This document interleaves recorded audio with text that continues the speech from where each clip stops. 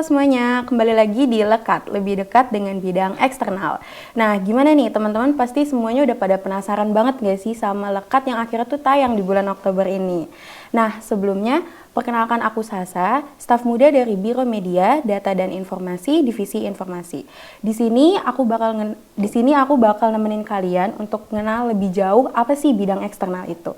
Nah, di sebelah aku udah ada kakak-kakak dari bidang eksternal nih. Halo kakak-kakak semuanya. Hai. Nah, mungkin dari kakak-kakak bisa perkenalan diri dulu. Oke, mungkin dari aku dulu. Perkenalkan semuanya, aku Alia Yuwudi Ngarika dari Psikologi Angkatan 2019. Tahun ini aku diamanahin untuk jadi koordinator bidang eksternal.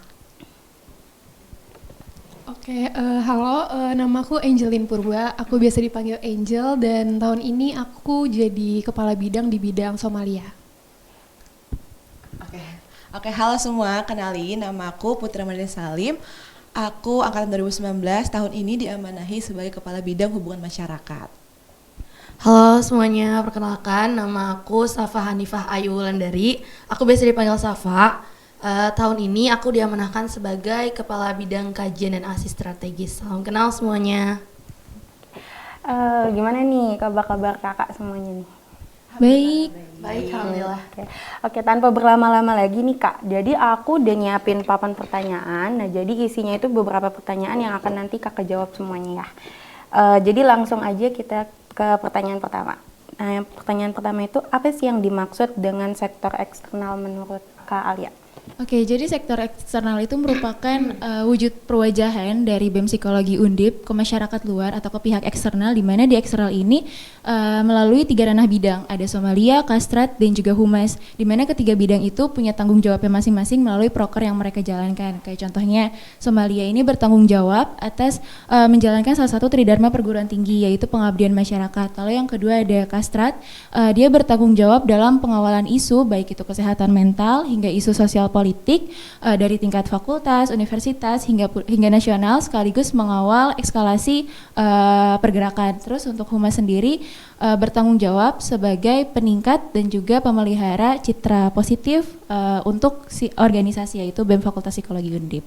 Oke, jadi di sektor eksternal ini ada bidang Kastrat, ada Humas, dan ada Somalia gitu ya Iya, betul. Kak? Oke, jadi kita langsung ke pertanyaan kedua ya Kak. Bidang eksternal ini menaungi bidang Kastrat, bidang Humas, dan bidang Somalia. Apakah dapat dijelaskan mengenai ketiga bidang tersebut Kak? Oke, tadi mungkin udah aku jelasin juga singkat untuk yang kayak Kastrat, yaitu lebih ke pengawalan isu. Nah, karena di sini Kastrat kita di psikologi kita juga mengawal isu tentang kesehatan mental. Terus juga selain kesehatan mental ada isu sosial politik, terus juga ada kita proker-prokernya, ada diskusi dan lain-lain. Pokoknya yang mengenai atau mengangkat suatu kajian isu. Lalu untuk Humas kita juga belajar untuk gimana cara menjalin relasi ke eksternal melalui dari proker-prokernya, ada Enjang Sana, terus juga kita ada proker baru mungkin nanti akan dijelaskan oleh bidangnya. Terus untuk Somalia tahun ini yang beda mungkin ada lingkungan hidupnya, di mana nanti juga akan dijelaskan oleh Angel. Oke, gitu. Oke, jadi kita langsung ke pertanyaan ketiga nih untuk kakak-kakak dari kepala bidangnya. Nah, apa saja program kerja dari bidang Kastrat, bidang Humas, dan bidang Somalia? Mungkin boleh dari Kak Angel dulu.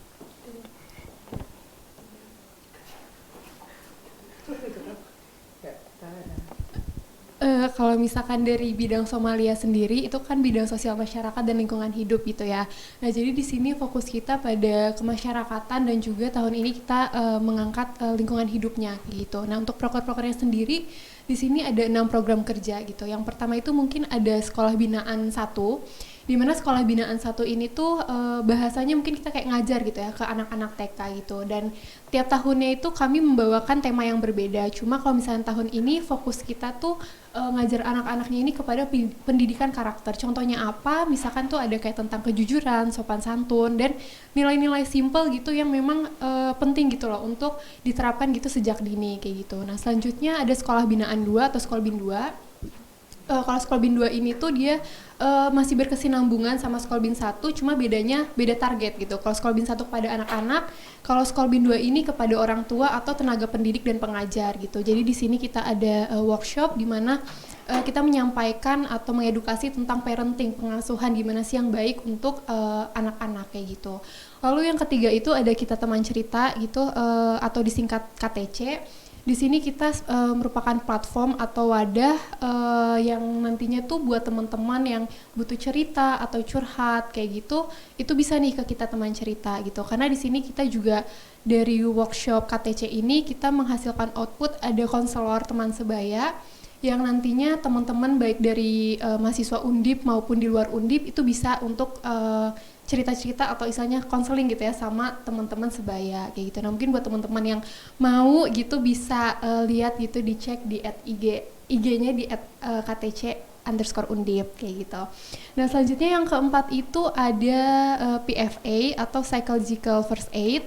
Di sini kita memberikan edukasi dan juga keterampilan buat teman-teman nantinya gimana sih caranya untuk menjadi PFA giver kayak gitu. Nah ini nanti fokusnya kepada teman-teman yang nanti mungkin ada stres atau depresi atau trauma karena bencana alam gitu. Tapi sebenarnya bencananya tuh nggak luas ya gitu, nggak cuma bencana alam mungkin karena gempa bumi atau banjir. Kita mungkin ambil contoh kayak tahun lalu itu misalkan COVID gitu. Nah ini PFA ini juga bisa diterapkan kayak gitu. Jadi buat teman-teman yang ada traumatis dan lain-lain itu harapannya dari PFA ini mereka bisa menjadi seorang PFA giver gitu. Lalu selanjutnya yang kelima itu ada psychology caring itu atau psychocare. Ini tuh lebih kepada kegiatan pengabdian kepada masyarakat untuk membantu dan juga memberikan donasi kepada panti-panti gitu. Nah cuma tahun ini yang beda, nggak cuma panti asuhan aja tapi kita juga memberi pengabdian kepada panti jompo kayak gitu. Lalu yang terakhir itu ada Gypsy. Di sini lebih kepada lingkungan hidupnya gitu. Kalau yang tadi ke sosial masyarakatnya, sekarang kita ke lingkungan hidup. Dan di Gypsy ini kita itu sekarang ini bawa program kegiatannya itu ada sisir pantai dan juga menanam mangrove gitu sih. Mungkin dari bidang Somalia itu aja. Oke. Kalau dari Kak Putri. Oke, thank you. Kalau buat Humas sendiri mungkin agak cukup banyak ya. Ada 11 program kerja gitu. Yang pertama itu ada Grand Opening Recruitment atau disingkat GOR gitu. Jadi GOR itu kayak wadah rekrutmen untuk bidang-bidang di BEM gitu ya. Terus untuk yang tujuannya itu kita menghimpun di luar BEM nih teman-teman di psikologi luar BEM yang mau ikut kepanitiaan bisa ikut lewat GOR kayak gitu. Terus selanjutnya tuh juga ada LK Expo. LK Expo itu mungkin singkatnya kayak Expo Expo lomba kemahasiswaan kepada mahasiswa baru. Jadi tujuannya tuh biar mahasiswa baru tuh tahu apa aja sih lomba kemahasiswaan yang di Fakultas Psikologi dan juga mungkin mereka bisa nih masuk gitu ya pada saat mereka tahu gitu. Terus selanjutnya tuh juga ada open house. Open house itu juga suatu proker baru dari Humas di mana kita memberikan satu inovasi di mana psikologi kan jadi apa ya favorit gitu ya di mana-mana psikologi Undip gitu. Nah makanya kita masih tahu nih informasi psikologi Undip kepada teman-teman SMA gitu yang kepo psikologi Undip tuh belajar apa aja sih, terus ada apa aja sih. Nah itu di open house itu juga nanti bakal ada di bulan November kayak gitu. Terus juga ada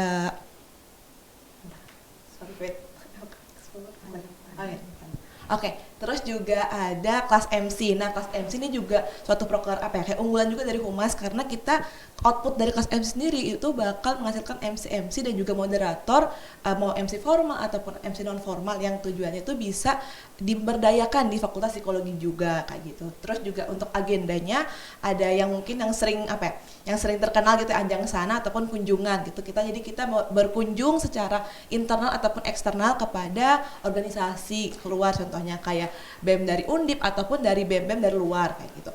Terus juga ada forum lembaga kemahasiswaan. Nah, itu lebih kita kayak diskusi santai dengan teman-teman Humas di bidang LK kayak gitu. Terus juga ada Suara alumni itu kita berdiskusi dengan alumni dan juga kayak bentuknya tuh bisa podcast, terus juga bisa bentuk infografis dan juga tahun ini kita membuat suatu pendataan alumni kayak gitu. Dan kita bekerja sama juga dengan IKAPSI. Nah, jadi data itu harapannya juga bisa nih jadikan output untuk teman-teman di bidang lain yang membutuhkan kayak gitu. Terus juga ada dari verifikasi mahasiswa baru. verifikasi mahasiswa baru tuh kita cuma ngebantu aja sih untuk menghimpun teman-teman mahasiswa baru dari seluruh jalurnya gitu, dari SBUB, terus SNMPTN, SBMPTN dan juga UM gitu. Terus selanjutnya juga ada panitia wisuda. Panitia wisuda itu tuh jadi tujuannya kita cuma ngebantu untuk tasyakuran kating-kating nih yang udah wisuda gitu ya, udah selesai, kayak at leastnya kayak farewell party-nya kating-kating kayak gitu, kayak pemberian sertifikat dan juga pemberian transkrip dan lain-lain kayak gitu, kayak penyambutan terakhir. Terus juga habis itu ada udah Karif Maba udah nyontek gak? Bentar ya.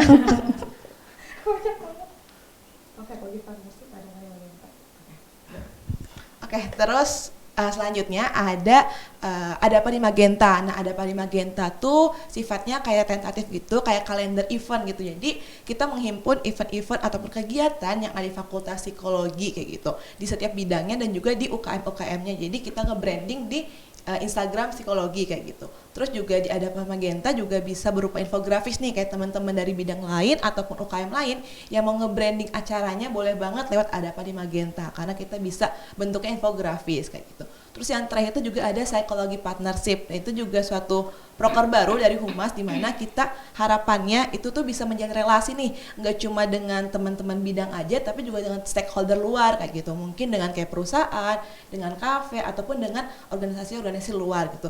Dalam keberjalanan juga udah berjalan gitu, lagi ada ongoing untuk dengan salah satu kafe di Tembalang gitu juga. Terus juga udah berjalan juga dengan beberapa bidang gitu ya, dengan Kapro ataupun apa terkait kolaborasi lebih lanjutnya kayak gitu sih kalau dari Humas. Kalau dari Kak Syafa? Oke, kalau dari Kastrat sendiri itu ada sekitar 8 program kerja ya. Yang pertama itu ada literasi nih, jujur. Maaf ya, maaf. Nah, yang pertama itu ada literasi nih teman-teman. Literasi itu kita itu mengkaji suatu isu ya dan juga memberikan edukasi nih mengenai isu sosial, politik dan juga kesehatan mental. Nah, karena kita ini kan BEM Fakultas Psikologi ya kan, jadi isu sosial politik itu pasti akan dikaitkan nih bagaimana nih fenomena atau suatu isu jika dikaji dari sisi psikologi seperti itu. Terus abis itu yang kedua itu ada diskursus atau diskusi isu dan juga keresahan khusus gitu. Misalkan kita itu udah mengkaji suatu isu, namun ternyata tidak ada pergerakan lebih lanjut dari sesuatu hal yang terkait atau stakeholder terkait. Kayak misalkan kita itu mengkaji mengenai peraturan rektorat gitu, berarti kan itu isu tentang isu sosial yang ada di kampus kan. Nah, terus tapi kok nggak ada pergerakan lebih lanjut dari rektorat gitu, kok nggak ada respon apa dari rektorat. Oke, kita masukin isu tersebut ke diskursus gitu. Jadi nanti kita akan mengundang nih pembicara atau narasumber yang ahli di bidangnya, terus kita akan berdiskusi gitu, yang pasti itu bentuknya kayak ada pro kontranya gitu gitu. Nah, terus habis itu yang ketiga itu ada Sobat Kastrat gitu. Nah, di Sobat Kastrat ini tugasnya itu dia itu akan menghimpun seluruh informasi ataupun seluruh isu sosial politik ya yang ada di lingkup universitas gitu kan. Kita setiap fakultas itu ada kayak lingkarnya gitu ya, ada lingkar sospol yang dimana tuh dinaungi oleh BEM Undip gitu. Nah, disitulah tugas Sobat Kastrat yang akan menaungi seluruh informasi di sana, terus nanti juga akan disebarluaskan di psikologi, kurang lebih seperti itu. Terus abis itu selanjutnya itu ada UTAS Magenta gitu. Nah, UTAS Magenta itu semacam platform isu juga ya, tapi bedanya dari literasi itu dia itu nanti lebih masif dan progresif gitu bentuknya, ada akunnya sendiri dia gitu. Di sana tuh banyak banget nih berita-berita, beberapa segmen berita gitu di dalam UTAS Magenta sendiri gitu. Terus abis itu selanjutnya ada GSM, Gerakan Sehat Mental gitu. Ini program unggulan Kastrat ya kan. Itu juga ada online campaign-nya. Terus abis itu ada kayak kita juga kerjasama nih sama KTC ya kan. Jadi kalau misalkan dari GSM dari ngadain online campaign terus kayak Kak aku mau cerita, nanti kita bakalan kayak oke nih ada nih kita arahin ke KTC kayak gitu. Terus selanjutnya itu ada Harkeswa nih, Hari Kesehatan Jiwa gitu. Nah, di Hari Kesehatan Jiwa ini kita itu akan memperingati Hari Kesehatan Jiwa sedunia yang akan dilaksanakan pada tanggal 10 Oktober nanti gitu. Bentuknya itu kita tuh ada offline sama online. Yang online tuh kemarin yang di pre-eventnya itu. Terus sama nanti ada bentuk webinarnya juga pada saat di main eventnya. Dan juga terus bentuk offline-nya itu tuh ntar ada long march-nya gitu, kurang lebih seperti itu. Tadi udah berapa ya?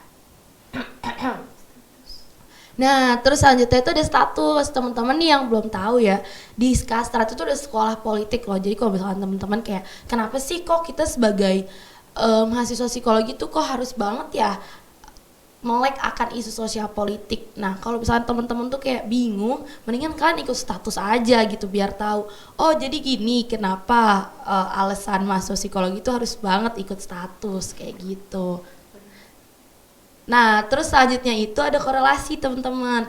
Nah, korelasi itu lomba ya, dia bentuknya lomba semacam sayembara gitu mengenai kita mengangkat suatu tema-tema isu sosial politik dan juga kesehatan mental. Tapi per tahun itu kita ngambil satu tema aja gitu. Kemarin tuh korelasi udah dilaksanakan sekitar bulan lalu gitu, dan juga kita tuh menghimpun seluruh mahasiswa yang ada di Indonesia ya. Jadi kita tuh bentuknya skala nasional. Nah, dananya hadiahnya tuh gak kaleng-kaleng guys. Hadiahnya tuh gede banget, Pol. Nah, nanti tahun depan kan harus ikut sih, semoga aja dananya masih gede ya. Gitu. Udah, kira-kira kalau dari Kastrat sih prokernya itu aja. Oke. Ya, proker-proker dari bidang Kastrat, bidang Humas, dan bidang Somalia ini keren-keren banget teman-teman semua. Nah, kalau tadi itu kan proker-prokernya. Sekarang itu hal-hal apa saja yang diperbarui dari bidang eksternal ini pada Kabinet Harmoni Langka? Mungkin bisa dijawab lebih dahulu oleh Kak Putri. Oke, mungkin thank you pertanyaannya. Jadi aku jawab ya, tadi mungkin aku udah sempat singgung pada saat paparan proker gitu. Jadi untuk yang diperbarui apa sih? Jadi tadi aku udah sebut ada 2 proker baru di BEM Harmoni Langkah tahun ini. Jadi yang pertama itu ada open house, di mana kita kayak expo kampus gitu ya. Jadi kita memperkenalkan psikologi ini kepada pihak eksternal. Nah, pihak eksternal itu siapa sih? Jadi pihak eksternal di sini adalah siswa-siswa gitu, anak-anak SMA di seluruh Indonesia, cakupannya seluruh Indonesia gitu. Terus juga selanjutnya tuh ada psikologi partnership. Nah, itu juga benar-benar baru tahun ini. Jadi kita menghimpun stakeholder ataupun gimana sih untuk kita berkolaborasi dan juga berpartnership dengan pihak eksternal, dengan perusahaan ataupun dengan pihak-pihak organisasi lainnya kayak gitu. Itu juga udah ada alurnya, jadi lebih jelas gitu lah. Kalau tahun-tahun kemarin tuh kayaknya belum ada alur yang jelas, jadi masih agak kebingungan gitu untuk stakeholder lain tuh untuk main masuk nih ke kita. Padahal kan banyak ya peluangnya ya gitu. Itu benar-benar sekarang udah ada, jadi tinggal diperjelas lagi aja kayak gitu. Terus juga ada suatu inovasi dari suara alumni. Jadi suara alumni dulu tuh cuma bentuknya infografis aja, kayak cuma kayak alumni 2017 nih, dia ngeceritain aja kayak di kuliahnya kayak gini. Nah, tahun ini aku nambahin lagi inovasi, di mana kita membuat database alumni yang di mana bekerja sama dengan IKAPSI psikologi kayak gitu. Jadi harapannya juga datanya itu tersalurkan dengan baik gitu lah, karena kalau kita nggak bekerja sama aja kita cuma salurkan lewat mahasiswa gitu kayaknya nggak afdol gitu kan. Makanya kita bekerja sama dengan IKAPSI yang alhamdulillah juga sekarang udah terpenuhi gitu ya, datanya udah 100 lebih gitu, jadi udah cukup gitu, dan kita akan olah juga datanya itu sesuai dengan bidang-bidang dari psikologinya kayak gitu. Kalau kurang lebih kalau inovasinya kayak gitu sih dari bidang humas. Oke, kalau dari bidang Somalia gimana nih Kak Angel? Oke, kalau dari bidang Somalia sendiri mungkin tuh ada beberapa ya yang diperbarui gitu. Contohnya yang pertama itu Gypsy gitu. Dari Gypsy mungkin kalau tahun lalu itu bener kita cuma kayak infografis gitu, mungkin kayak ada live Instagram gitu. Cuma kalau misalkan tahun ini tuh kita ada nih kerja nyatanya gitu. Misalnya kayak kita turun ke lapangan gitu, di mana kita tahun ini akan melaksanakan sisir pantai dan juga menanam mangrove gitu. Lalu yang selanjutnya itu ada dari psychocare ya, atau psychology caring, di mana tahun lalu itu kita cuma ke panti asuhan aja, tapi tahun ini kita coba bawa nih, mau nih kita buat pengabdian juga kepada panti jompo kayak gitu. Jadi nggak cuma ke anak-anak atau remaja aja, tapi kita juga mau coba gimana sih kalau misalkan ke orang tua dan lansia itu seperti apa gitu. Lalu yang selanjutnya dari kita teman cerita atau KTC, kalau tahun lalu itu kita hanya untuk mahasiswa Undip aja gitu, tapi sekarang kita coba buka untuk umum gitu. Jadi kita mau meluas lagi supaya harapannya KTC bisa dikenal lebih luas lagi gitu, sama baik dari Undip maupun di luar Undip. Mungkin dari Somalia itu sih. Oke, kalau dari bidang Kastrat gimana nih Kak Syafa? Oke, kalau dari bidang Kastrat itu apa aja sih yang diperbarui gitu? Yang pertama dari proker unggulan dulu kali ya. Kalau dari proker unggulan sendiri itu kan kita itu biasanya online campaign itu hanya dimasifkan kepada mahasiswa Undip aja gitu. Nah, online campaign itu kan berturut-turut ya. Tahun lalu tuh ada 6. Nah, tahun ini kita ringkas jadi 3 aja gitu. Dan yang di ketiganya ini online campaign ketiga tuh kayak puncaknya gitu. Kita akan mengundang masyarakat umum gitu. Jadi nggak cuma mahasiswa Undip doang gitu. Terus abis itu yang kedua itu ada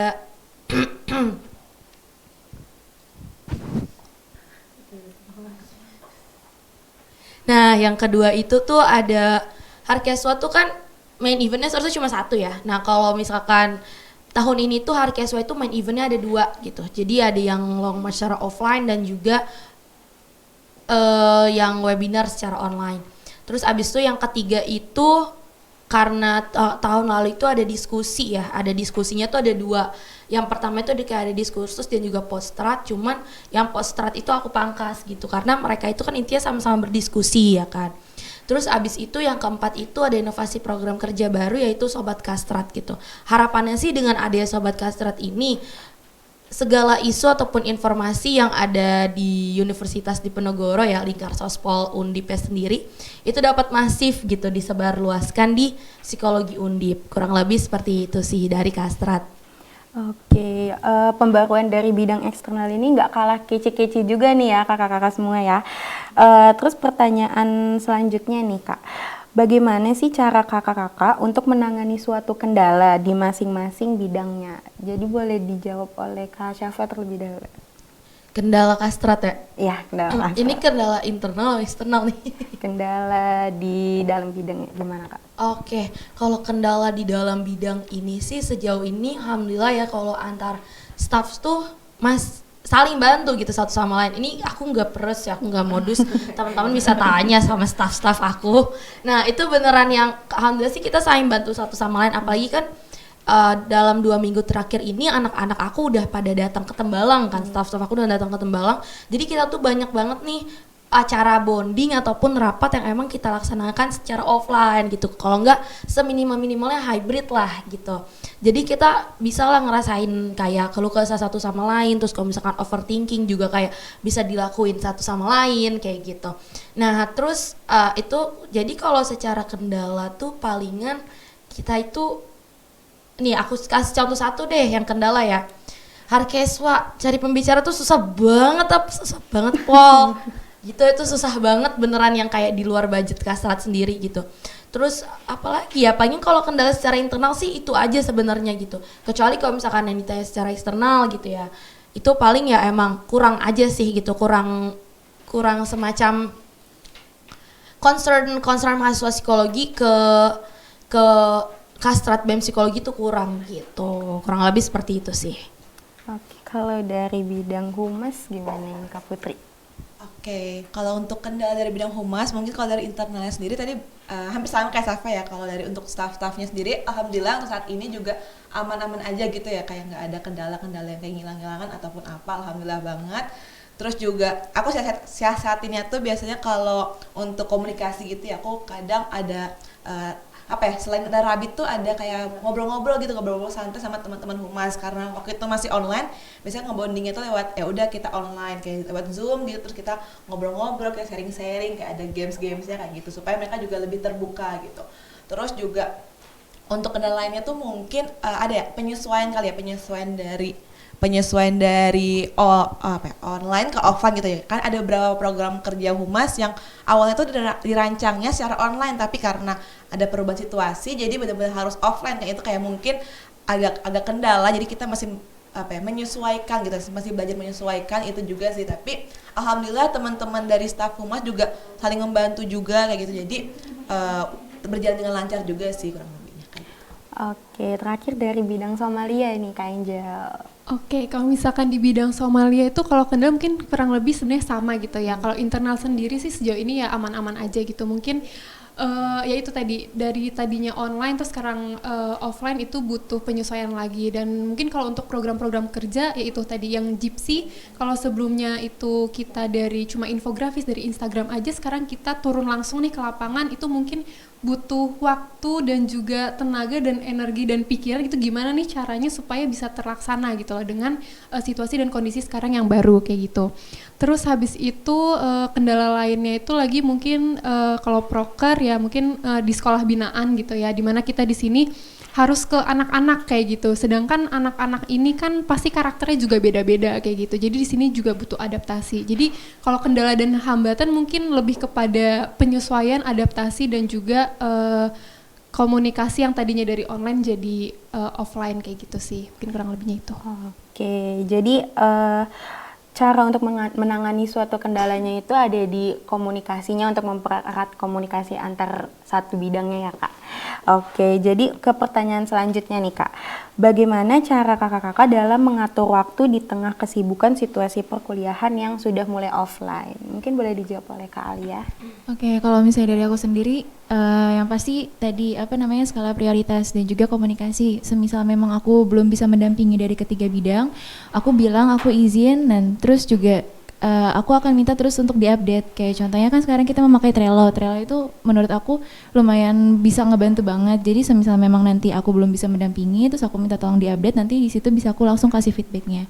Mungkin kayaknya nggak jauh beda sih dari teman-teman yang lain. Mungkin dari Angel, Putri dan juga Safa.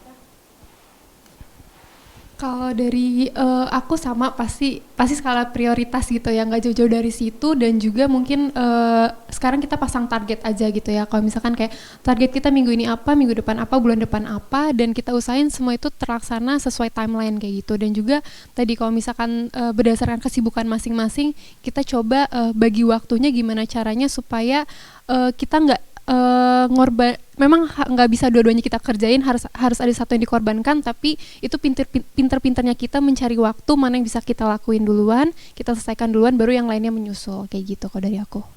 Oke, kalau dari aku mungkin sama juga ya, prioritas. Dan juga kalau aku sendiri biasanya bikin to-do list gitu. Jadi contohnya di minggu ini tuh ada hektik apa aja sih, mungkin dari organisasi, dari perkuliahan, ataupun dari pihak eksternal gitu. Jadi benar-benar disesuaikan biar yang urgent yang mana sampai yang enggak. Contohnya kayak minggu-minggu ini lagi sibuk terkait proker, ya udah kita fokus aja ke proker tersebut, kayak di running, bener-bener running gitu.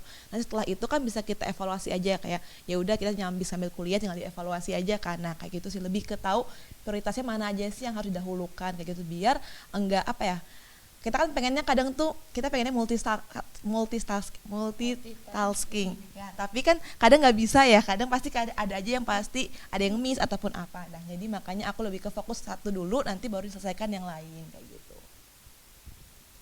Oke, kalau misalkan dari aku sendiri sama ya kayak teman-teman yang lain, yang pasti skala prioritas. Terus abis itu juga ada Trello gitu. Aku tuh di Trello tuh bener-bener kayak memadatkan Trello-nya. Kalau misalkan akunya slow respon, nanti teman-teman bisa ya tulis di sini, karena aku juga ada jadwal dalam satu hari itu ada 3 kali aku ngeliat Trello, di jam 10, jam 5 sampai jam 9 gitu. Jadi kalau misalkan nih entah di chat aku slow respon, pasti aku juga bakal ngecek Trello ada apa sih gitu di Trello di anak-anak aku gitu. Terus jadi tuh bener-bener Trello tuh ngebantu aku banget untuk nge-manage waktu, memantau anak-anak aku gitu. Terus selain di Trello tuh aku juga ngupdate anak-anak aku melalui telepon seminggu sekali gitu. Jadi setiap anak-anak itu punya jadwal untuk teleponan sama aku, entah progress update ataupun nyampein kendala ataupun kayak curhat aja nih kan sekalian bonding gitu ya. Terus abis itu kayak nyampein Kak ini ada perubahan baru ya segala macam bla bla bla, sih itu disampaikan lewat telepon juga gitu. Jadi sih kurang lebih seperti itu ya cara aku untuk memanajemen waktu ke Kastrat, kurang lebih seperti itu. Oke, berarti cara kakak-kakak dalam mengatur waktu itu yaitu memakai skala prioritas dan juga dikomunikasikan antar anggotanya ya Kak. Nah, terus pertanyaan selanjutnya nih, pembelajaran apa saja yang didapat oleh kakak-kakak setelah bergabung pada bidang ini? Boleh dilanjutkan oleh Kak Alia. Oke, mungkin dari aku dulu ya. Mungkin kalau misalnya dari aku lumayan banyak karena aku baru tahun ini masuk ke ranah Kastrat dan juga humas. Jadi mungkin aku juga sambil belajar yang tadinya aku nggak tahu isu, mungkin sekarang aku jadi walaupun memang belum mendalami, tapi seenggaknya aku bisa lebih tahu ternyata ada isu ini yang sedang berjalan. Terus juga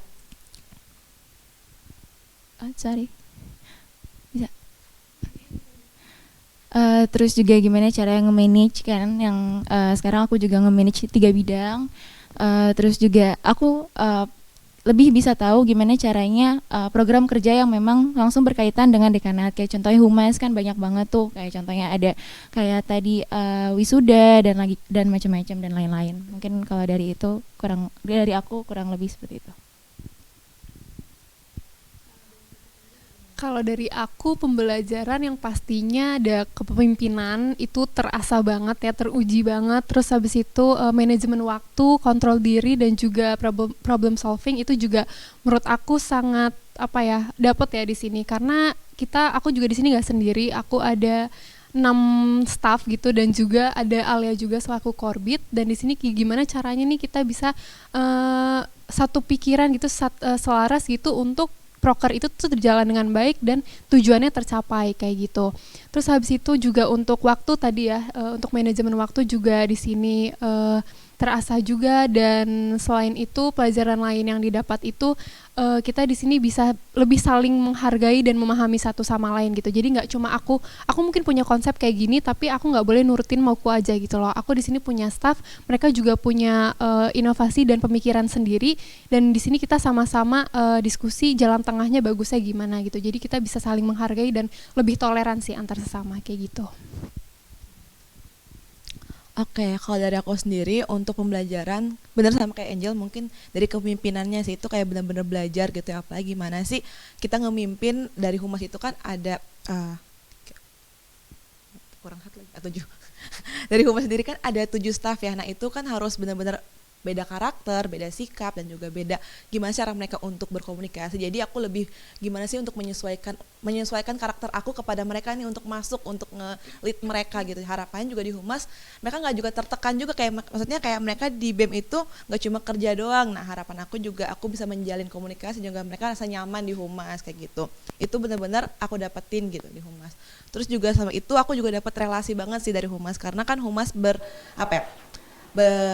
berkaitan dengan pihak eksternal gitu. Jadi benar-benar sih kayak dari eksternal, mungkin dari organisasi luar ataupun stakeholder tuh benar-benar aku ngerasa aku dapat banget nih gitu di humas, karena aku bisa kenal dari orang lain ataupun aku bisa kenal dari stakeholder kayak perusahaan lain kayak gitu. Tuh benar-benar menurut aku keuntungan buat aku gitu loh, kayak suatu privilege juga buat aku untuk lebih menambah networking kayak gitu. Terus juga lebih ke lebih belajar kayak harus bisa menyesuaikan dengan staff-staff gitu sih, kayak keadaan mereka ataupun situasi mereka. Karena juga nggak bisa dipungkiri kayak kemana pagi situasi online kayak mungkin ada tuh beberapa yang sakit ataupun apa. Nah itu kan nggak bisa memaksakan mereka ya untuk selalu kerja. Jadi aku selalu menerapkan dimana kalau mereka ada situasi down ataupun apa, kabarin aku biar mungkin bisa di take over nih sama aku ataupun teman-teman staff yang lain kayak gitu kalau dari aku. Oke, kalau misalkan dari Kasrat sendiri, apa ya kira-kira pelajaran baru yang bisa aku dapetin? Yang pertama itu adalah cara memimpin gitu. Itu bener-bener aku bold banget gitu, karena sejujurnya pun aku kurang banget nih figur untuk dapet gitu loh. Oh, cara memimpin tuh gini gitu. Karena di tahun lalu pun ada suatu kendala lah ya yang ngebuat aku tuh kehilangan sosok pemimpin yang aku punya gitu. Jadi, wah, aku bener-bener harus belajar banget, bener-bener trial dan error. Kayak ini aku butuh banyak buat evaluasi ke anak-anak aku gitu, kayak tolong dong evaluasi dari aku ada nggak yang salah gitu. Terus ini ada nggak cara pemimpin aku yang kalian tuh ngerasa Kak Safa kok ngilang banget gitu ya. Nah jadi aku tuh perlu banget gitu banyak-banyak evaluasi dari anak-anak aku. Terus aku juga banyak baca, terus aku banyak transfer learning ke korbit dari fakultas lain lah, terus abis itu ke KBM fakultas lain lah, kayak nanya gitu kayak gimana sih sebenarnya cara-cara memimpin mereka yang sekiranya bisa aku adaptasi di Kastrat sendiri. Itu pertama kan memimpin. Terus yang kedua itu masih berkesinambungan nih sama memimpin, yaitu mengenali karakteristik anak-anak aku gitu. Jadi mereka semua itu beda-beda banget, bener-bener sebeda-beda itu gitu. Ada yang emang susah tapi prokernya nggak terlalu sulit. Maksudnya susah di sini tuh artinya adalah dia susah di reach out, slow respon, terus kayak ya kak nanti kak gitu. Tapi prokernya sulit. Terus juga ada yang mereka sulit di reach out tapi sebenarnya prokernya nggak sulit-sulit banget gitu. Terus ada yang emang gampang di reach out dan itu prokernya juga gampang maupun yang gampang di reach out tapi prokernya juga berat gitu. Nah itu kan aku nggak bisa nyamain ratain semua dong, kayak masa tiba-tiba aku marah, lu tuh ya masa proker gampang tapi di reach out tuh susah, gak mungkin dong ya kan. Ini jangan ada yang ngerasa sindir ya gitu. Nah jadi kan aku harus nanya ada gimana nih kondisinya segala macam bla bla bla bla kayak gitu kan. Jadi memahami karakteristik orang yang ngebuat aku tuh juga harus mengubah cara aku memimpin ke anak-anak tersebut gitu.